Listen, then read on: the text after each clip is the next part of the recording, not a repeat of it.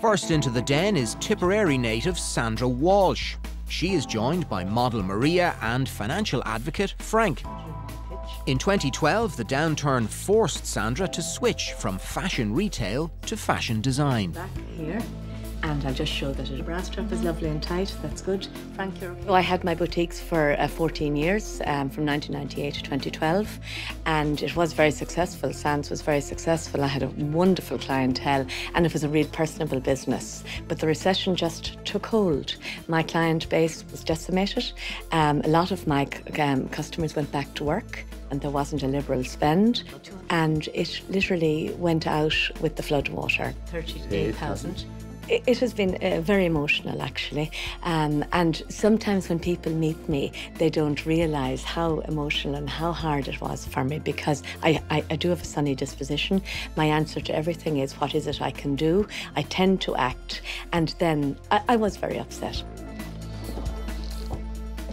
I'm sure I'll be quite nervous. But it's exciting, you know. I'm 51. I've done a lot. I've been a success, I've been a failure, and I'm building myself back up again. Hello, Dragons. My name is Sandra Walsh, and I designed Canopi, the secret sleeves for every woman who wishes to wear a sleeveless dress but doesn't wish to bare her arms. Just to give you a little bit of background on me, I grew up in Tipperary and in the fur shop in Tipperary town, and I sold my first fur coat at the age of 13 to Richard Burton, Liz Taylor's husband. I then went on to become a nurse in St. Vincent's Hospital in Ellen Park, and then in 1998 I opened Sands boutiques in Ranelagh and in Blackrock. I had a thriving business, and unfortunately the recession took hold of my business. So I closed my doors in September 2012. But before I closed the doors, I brought Canopi to the market in April 2012, and I gained traction immediately and support from the fashion industry in Ireland. So I was immediately bought by Pamela Scott, Serena Boutiques, Fran and Jane, and then went on to Brown Thomas, Arnott's, and to the Kilkenny Group. And I'm now gaining some traction in the UK. So we're stocked now in Phoenix, and Harrods are stocking it. I'm looking forward to scaling the business, and for that I'm looking for €100,000 for 20% of Canopi Creative Limited.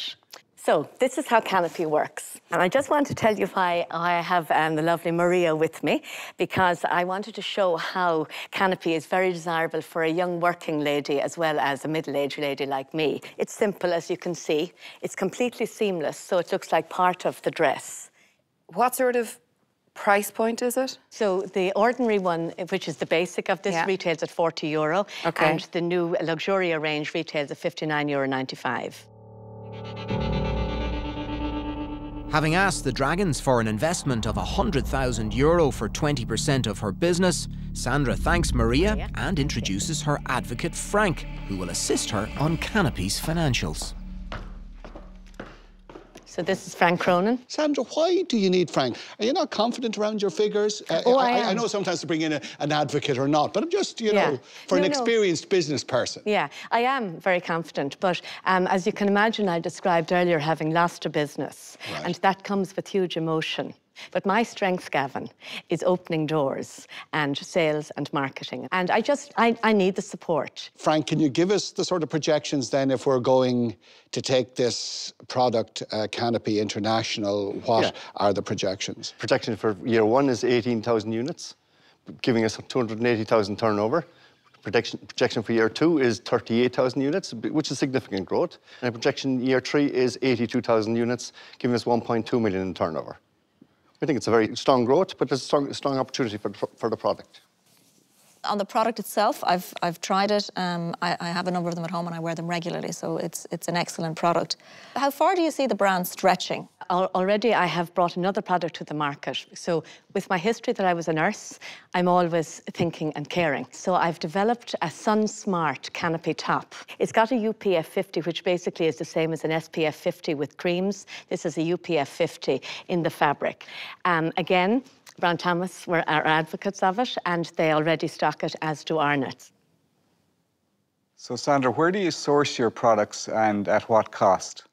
At the moment, we source in Shenzhen in China.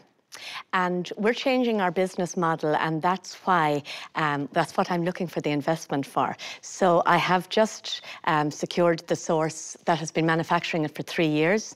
So the cost will significantly reduce. So at the moment, it comes in at €10.57, and I'll be able to source it, land it at €7. With high manufacturing costs for a canopy, it's clear Barry will take convincing to invest. And Gavin is worried about attracting repeat customers. What I'm just trying to figure out, is it that somebody buys 1 or 2 of these and that's them done for life? Well, see, they're superb quality.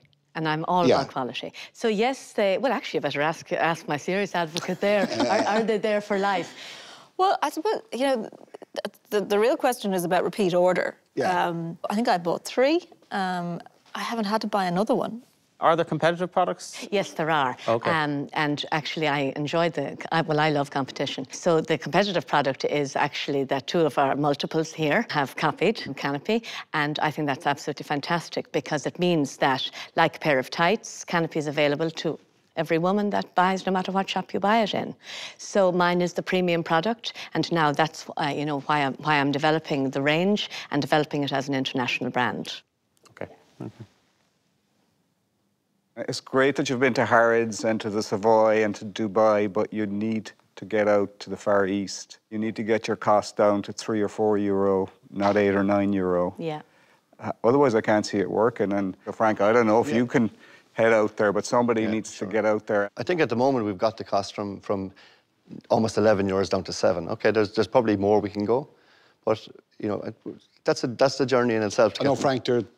There's an awful lot more you can go. I believe, Barry, you're going to have to do significantly better. €7 is just too expensive. There's some amazing ethical manufacturers in Thailand and Vietnam who do great work, great quality, but that side of it needs the effort as well and the focus. Yes. Okay, down to business. What is your next step and what's your next big volume jump? Are we still in the Irish market?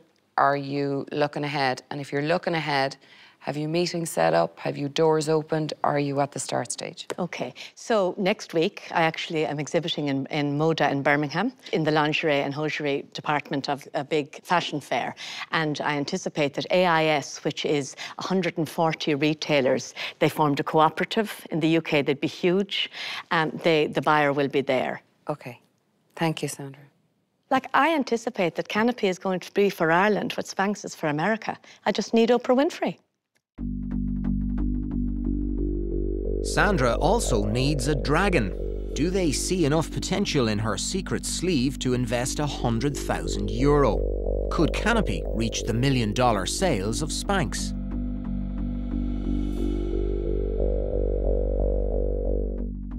If you get the right cost model, if you get the right online, if you get the volume that you're looking at and projecting in international markets, that's too many ifs for me.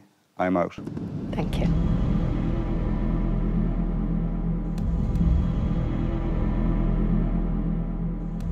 Okay, Sandra, I suppose without having the product knowledge, I have to really look at the figures, and I just don't see the runaway success that it looks like yet, so I'm out. Thank you very much, Em. Sandra, I love the product. As you know, I wear it. But my concern really is on the kind of lifetime value of the customer. So, unfortunately, for that reason, I'm out. Thank you very much, Alice. With risk outweighing reward, the atmosphere in the den is tense. Are Gavin and Eleanor about to go the same route as their fellow dragons? Or has Sandra got one more secret up her sleeve? Could I just say something? And I take on board that you say I'm not a great sourcer. In the 50,000 units I've sold, we've probably had 18 returns. So I'm a great believer on if it ain't broke, don't fix it. So my supplier, it ain't broke, but I can go back and renegotiate. Because if you're talking the volumes of what we're anticipating doing, of course he's going to move with me. He wants to grow too.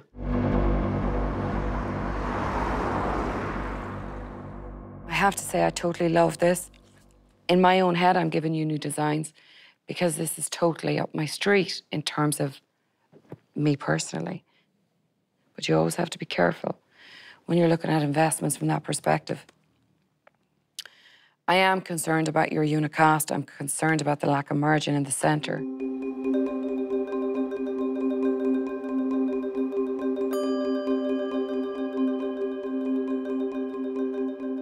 I really like it, but I can't make the numbers work. It's definitely got a life, there's no question about it. But I think you're going to have to change your direction to make it work. And I think there's too much to do. But for that reason, I'm out.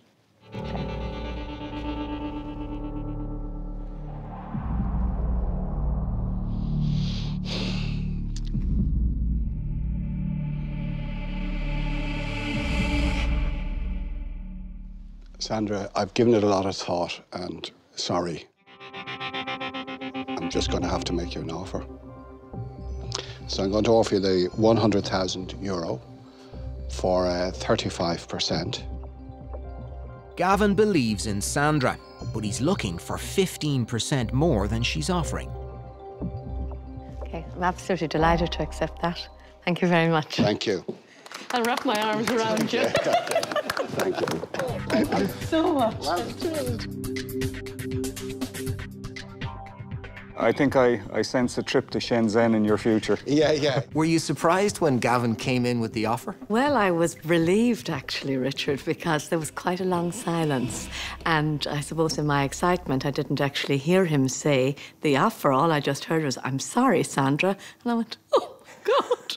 So then I was very relieved. And as you can see, I jumped for joy and put my arms around him, wrapped in Canopi, of course.